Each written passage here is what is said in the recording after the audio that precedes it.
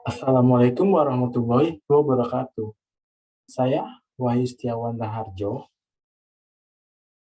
akan mempresentasikan tentang pembinaan dan pengembangan bahasa Indonesia di era industri.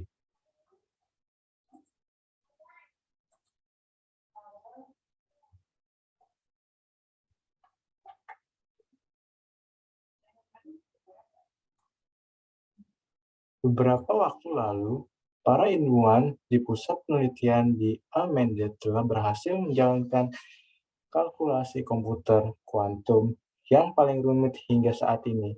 Mereka berhasil membuat 1.000 triliun molekul yang didesain khusus dalam sebuah tabung menjadi sebuah komputer kuantum 7 kubik yang mampu memecahkan sebuah versi sederhana perhitungan matematika yang merupakan inti dari banyak di antara sistem tematis pengamanan data, data security scripts. Hal itu memberikan peluang yang akan terjadi di perusahaan cloning berbagai. Ini contohnya.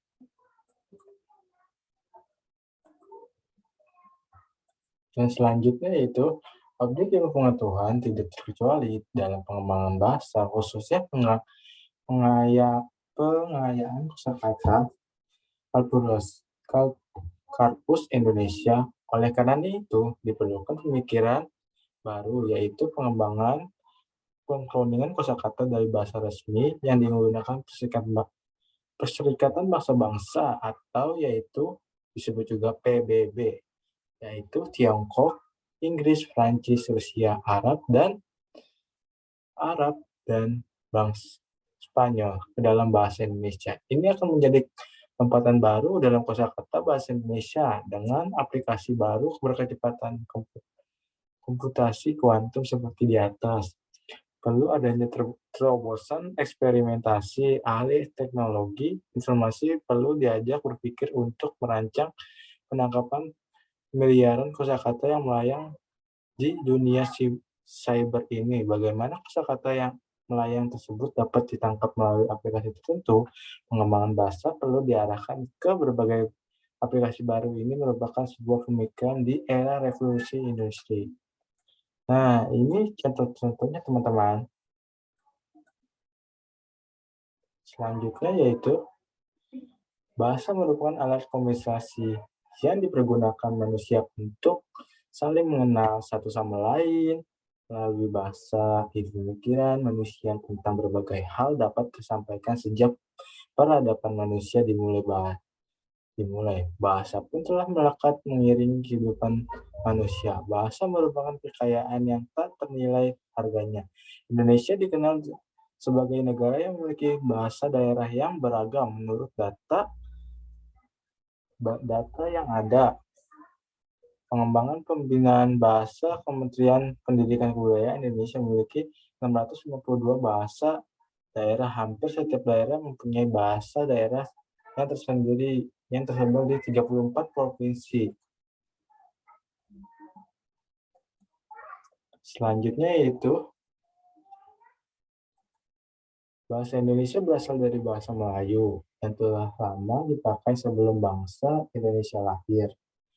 Bahasa Melayu sudah dipakai sejak lama sebagai bahasa perhubungan dan bahasa perdagangan yang terkenal dengan sebutan lingui francaise. Bahasa Indonesia yang lahir seiring dengan perjuangan bangsa, Indonesia harus kita jaga dan utamakan dalam penggunaannya.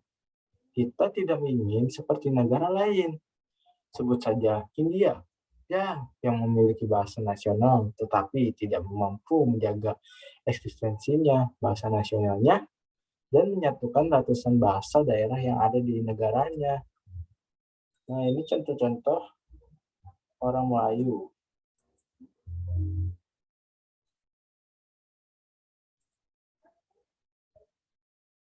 Seiring perkembangan zaman menuju dunia global, teknologi pun semakin maju. Apalagi kini dunia masuk era revolusi industri 4.0. Revolusi industri ini merupakan era yang memandang teknologi informasi menjadi basis dalam kehidupan manusia. penggunaan daya komputasi, dan data yang tidak terbatas akibat perkembangan teknologi informasi digital yang menjadi tulang punggung penggerakan dan konektivitas manusia dan mesin yang menyebabkan segala hal menjadi tanpa batas. Ya, seenggaknya kita dimanfaatkan oleh teknologi ya.